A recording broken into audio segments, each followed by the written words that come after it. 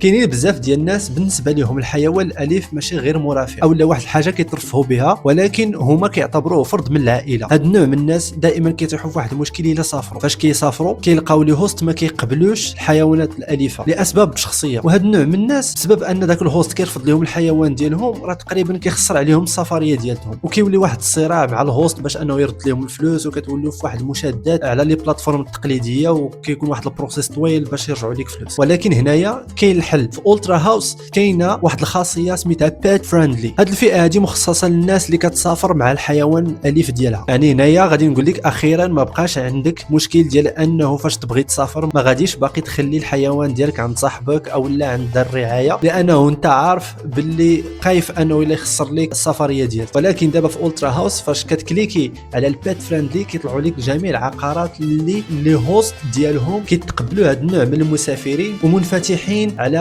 الحيوانات الاليفه ديال المسافرين ديالهم. وهنايا في اولترا هاوس ما غاديش يبقى مازال داك المشكل ديال تهضر مع الهوست باش انه يرد لك فلوسك او لا تهضر مع البلاتفورم اولترا هاوس، لانه في اولترا هاوس كنخليو السفر ممكن حتى وانت مع الحيوان ديالك، لانه كتضمن لك رحله ما فيهاش المشاكل. وكيف ديما كنقول اولترا هاوس هي الرفيق ديال اي مسافر في المغرب، لانه كتخلي السفريه ديالك سلسه في المكان المناسب مع الشخص المناسب في الوقت المناسب.